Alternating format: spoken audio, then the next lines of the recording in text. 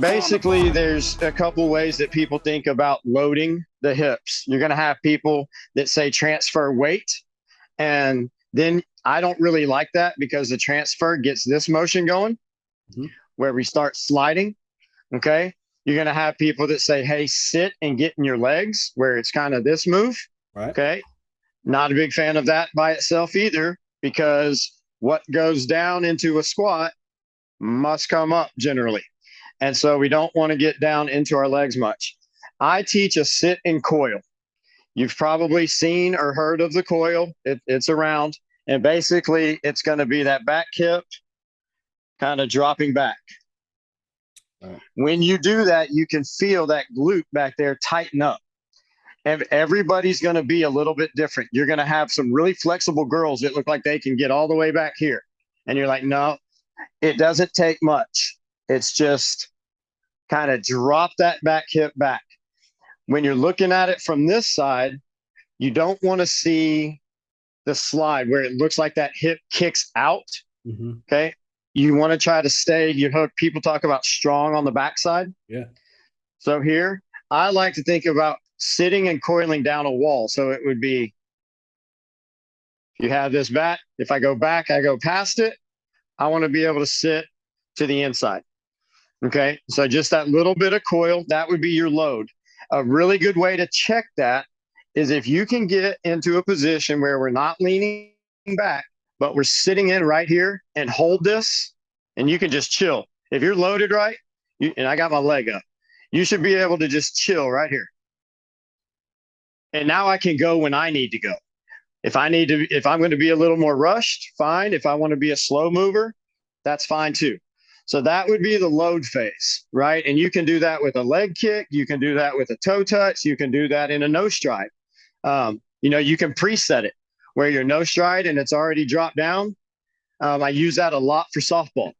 The softball girls like that front foot down early. Go ahead and preset that and go from there.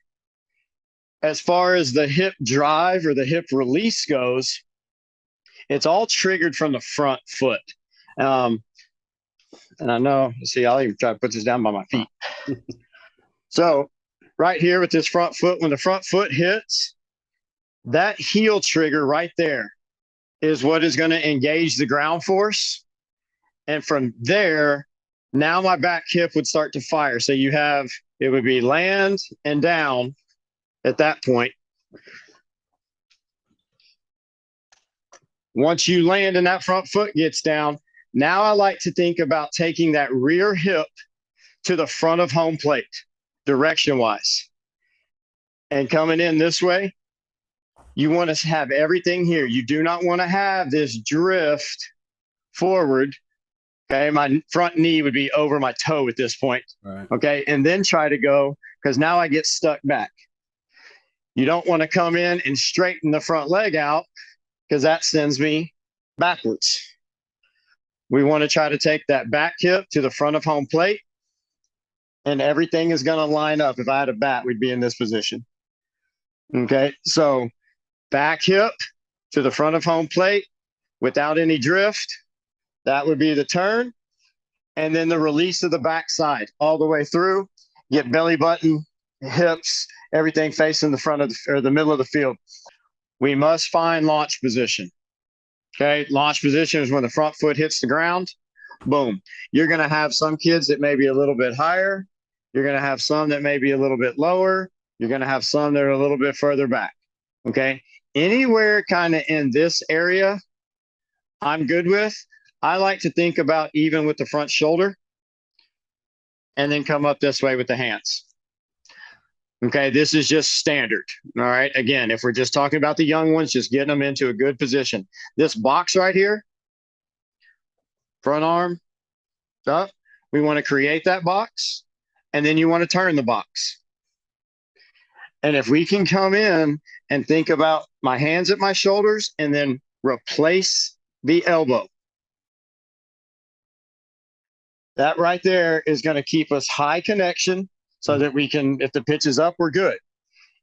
Everything should start here. If I need to go down at this point, this is where my hands would start to work to location. Okay, if I need to go down and away right there, down and away. If I need to stay high, stay high. If I need to just, middle of the zone right there, thigh high, let's hit it out of the yard, boom, right here.